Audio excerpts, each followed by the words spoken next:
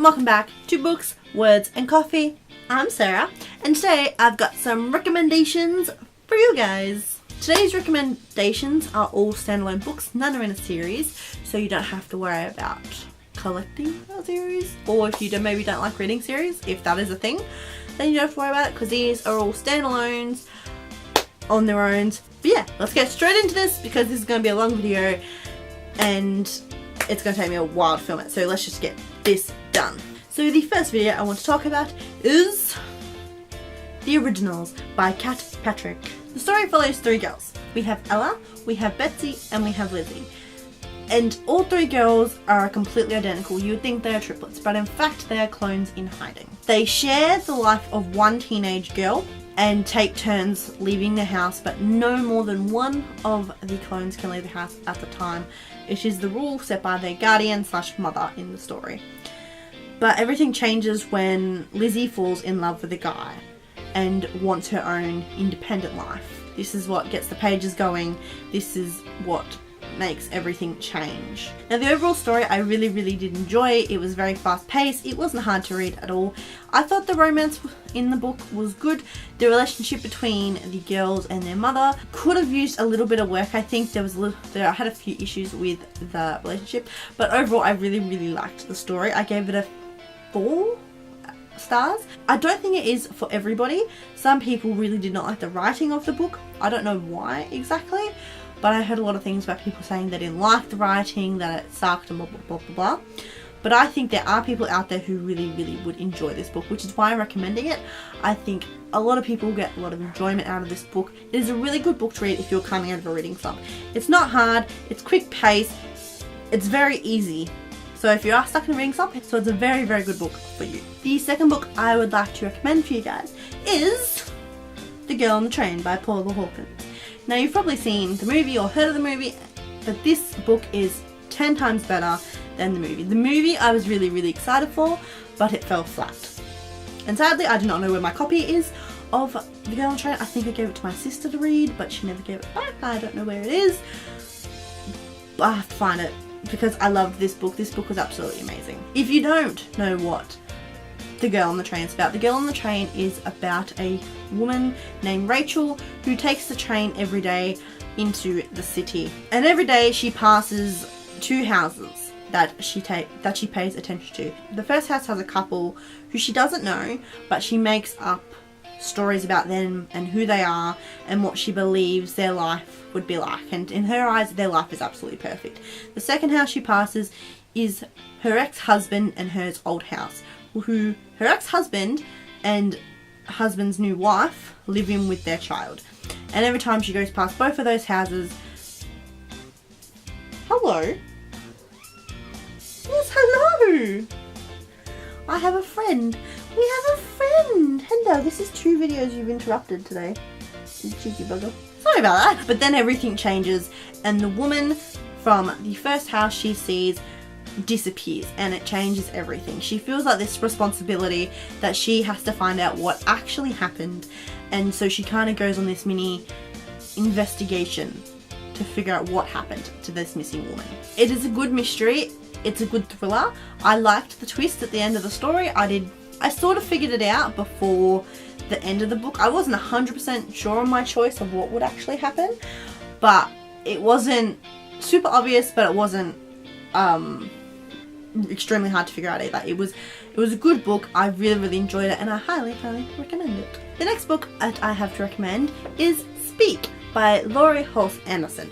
I read this book 2 years ago for one of my university classes, and I have to say, if it hadn't been for that, I probably would not have picked up this book because 1, I don't really like the cover, and 2, it's not my usual reading style. But I was delightfully surprised how much I really enjoyed this book. The story follows a young teenage girl, Melinda, who has been turned into an outcast at her high school. She has been shunned by all of her friends. Everyone thinks she's weird and just a crazy person. No one talks to her, and she herself refuses to speak. No one knows the reason why, not even the reader, about what has happened to her. The whole story is about Melinda finding the courage to speak up about what happened to her, to speak up to those who are around her, and to become strong. It is about her becoming a strong, independent young woman.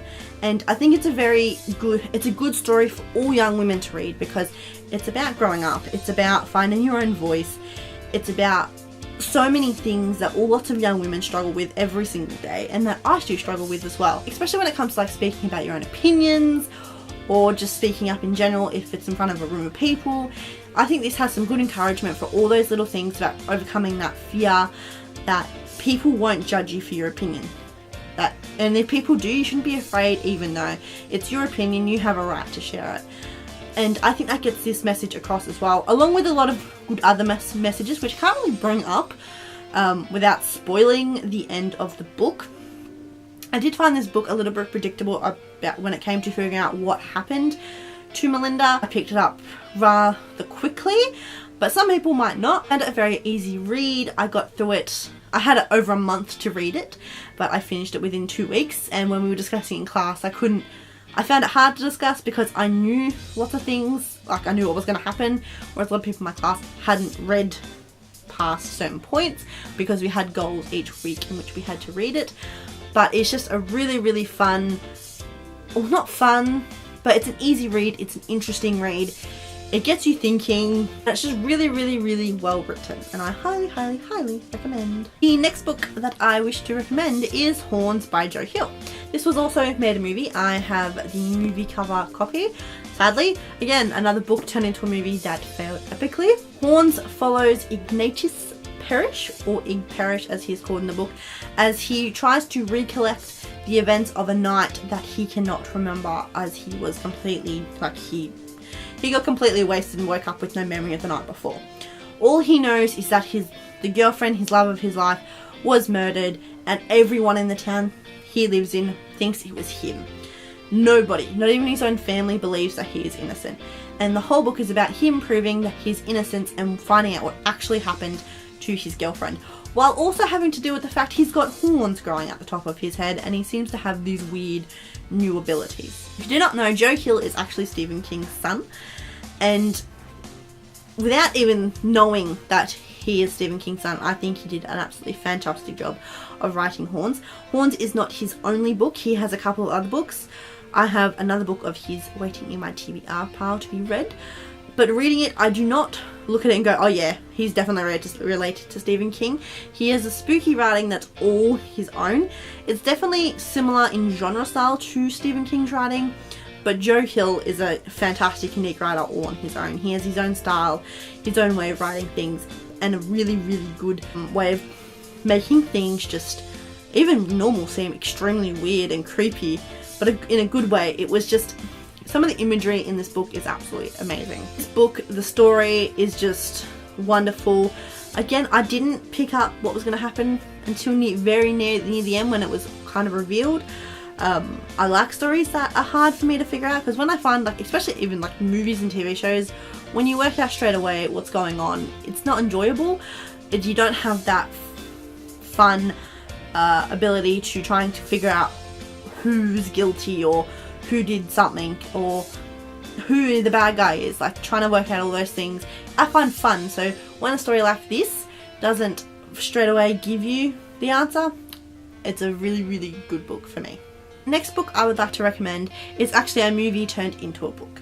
The latest Red Riding movie that came out a while ago now starred Amanda Seinfeld, I don't know how you pronounce her surname.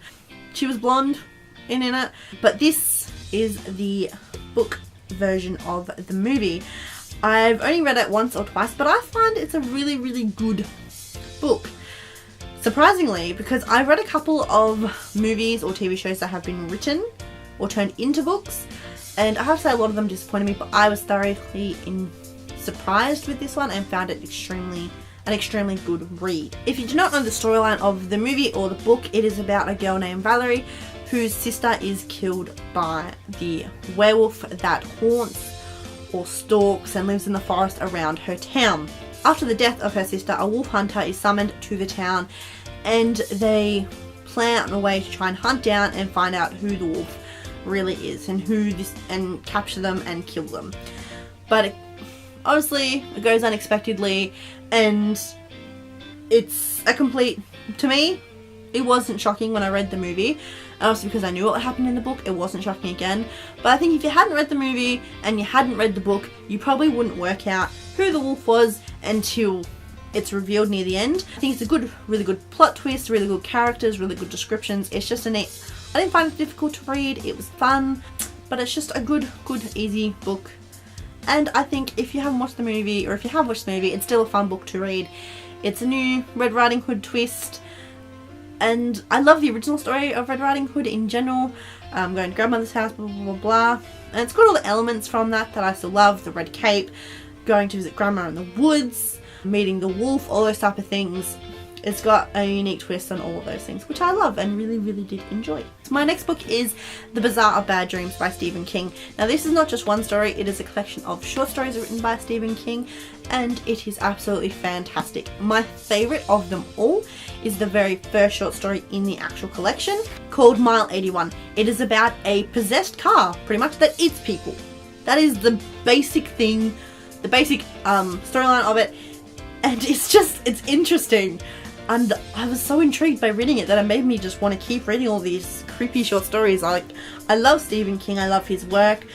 He's written some of my favourite books ever, but he is one of my favourite authors, and as always, his writing was amazing, his descriptions were amazing, his plots are amazing, his characters are amazing, everything was just absolutely amazing.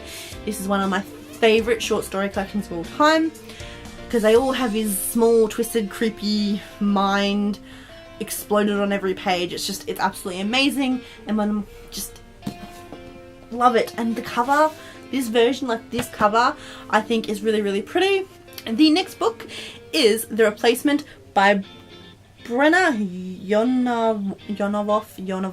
I don't know how you pronounce her surname. It's Russian, so I'm sorry if I'm pronouncing it wrong. I do not know how to pronounce it properly, but this book is absolutely friggin' amazing. I remember this being one of the first books that really got me into reading. I've read it a long time ago. It was given to me by my sister for a birthday. And it was back in the early stages when I wouldn't read a lot. Like, I loved reading, but I wasn't reading many books a year. It was just a book. My sister's like, here, I bought this for you, hope you enjoy it, blah blah blah. And I read it, and I read it really quickly, and then when I finished it, I went, I have nothing else to read, so I reread it again. I just loved it so much. Replacement is about a teenage boy called Mackie Doyle, and Mackie Doyle is not from the human world. He is from a world of tunnels and murky, dark, gross water. He is not what you would call human, but he looks completely human. He is allergic to iron, he is allergic to blood, and he is allergic to consecrated ground. So he is really struggling to live in the human world. And he is trying to live the life of a normal teenage boy, but when his crush's baby sister disappears, he is forced to go into the world he was actually from to try and find his crush's baby sister. It's a good book. I really enjoyed the storyline and the plot. It's been a while since I've read this, so I can't really comment on how I think the style of writing is, because I've read it so long ago. But I really do want to reread this book. I don't think my opinion will change much, because generally books I love the first time, I will love no matter what. No matter how my style changes, I will always love the books. I know that for a fact, because all the books I have reread that I read back when I first started reading, I still love to this day. But The Replacement is just, like, it's creepy, like Stephen King, but it's got that young teenage romance as well, and it's got a bit of a hero story into it as well, because this boy is having to play hero to save a young baby girl, and it's just an overall good story. I think Brenna, I'm just going to call her Brenna, is a fantastic writer, and some of her other books are really good as well. The Book of You by Claire Kendall is one of my favourite mystery thriller books I've read in a really long time. I read this a couple years ago, and it's just absolutely fan-freaking-tastic. It follows the story of Clarissa as she is being stalked by a man colleague called Raph, who will not leave her alone. He calls her, he leaves her presents, he leaves her messages, he follows her around, he goes to her house, and she is terrified and tries to get away from him, but as she has no proof of him stalking her, all she can do is document what he does. But while this is happening, she gets called into jury duty and has to attend and go through all these details of a trial. And while she is going through the trial, she finds very big similarities from the story of this girl in the trial to her own personal life, and she becomes terrified what could happen to her if she does nothing about her stalker. The story has a bit of romance. It's got obviously a lot of mystery and a lot of suspense, as it is a mystery thriller, and the ending is unexpected to me. I did not expect it to end the way it did. Obviously, when it has some romance in it, you kind of just think, oh yeah, the romance is going to make it all dandy and good. I think it's just an expectation that a lot of people have these days when it comes to having romance and mysteries, is that your romantic interest will save the day and everything will be hunky-dory at the end of the day. But it actually really surprised me. It was nothing like that at all. I loved the main character. I thought she was very interesting, strong in her own way, but just overall an interesting character, and I enjoyed getting to know her and seeing the decisions she made along the storyline. Rolf, the stalker, was just an absolute weirdo, but I thought he made a really, really good creepy stalker, and just the overall storyline of put to be a part of jury in a case that's very similar to her own life is just very interesting, and it's a good way to add a twist to the story. Another book I would like to recommend, Bigler Flies by Leanne Moraki. If you do not heard of this, you might have heard about the mini TV series by the same name. This book was a really, really good book to read. It took me a little bit longer than I was used to because I'm not used to reading contemporary adult fiction like this, but you know, I thought I might give it a go. I had a lot of people recommend it to me and say it was a good book to read, so I thought, why not give it a go? Never say no until you try it at least once. But I found myself really, really enjoying it. It did take me a little bit longer to read. But the overall story is about 3 women.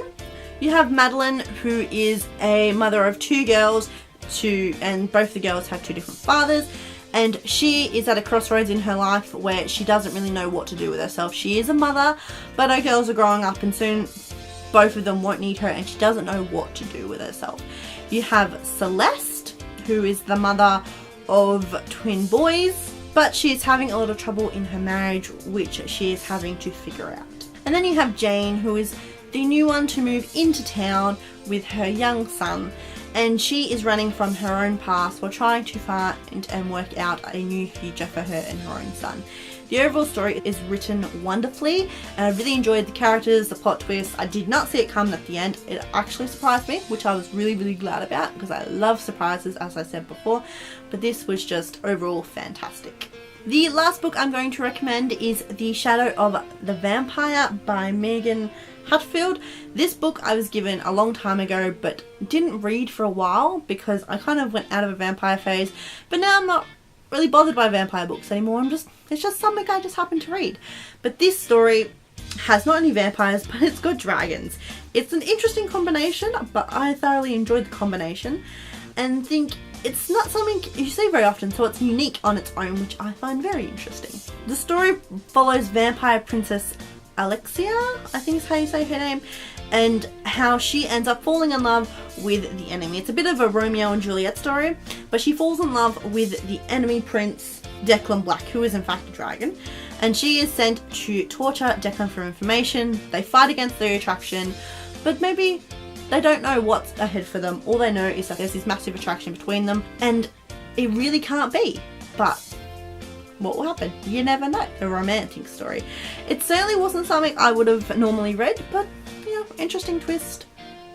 Books surprise you, and this one certainly did. But that is all for this video. I hope you guys have enjoyed. I hope you guys liked the recommendations that I have recommended for you. Please go and check out all of them, or maybe just one of them. Anything that perked your interest, please do go and check them out. They are all amazing. I loved them all. If you did like this video, please make sure you give it a thumbs up. Leave a comment down below if you have any of your own recommendations. Anything of any genre, pretty much I will read. Leave it down below with maybe even a link or something so I can go and find it and maybe I can check it out. Or if maybe you already have an opinion on one of the books that I've recommended. Do you like it? Do you not like it? Why not? No spoilers though. Let's keep it spoiler free down in the comments. Make sure you go and subscribe to my channel for more videos. I hope you have a good morning, afternoon and evening wherever you are in the world, and I will see you next time with another video. So bye. Do you want to say goodbye? Do you want to say goodbye? Can you say goodbye? Say bye-bye. Bye-bye. Bye-bye. Bye-bye. Goodbye, people. I'll interrupt again. Won't you? Whatever. care and bye.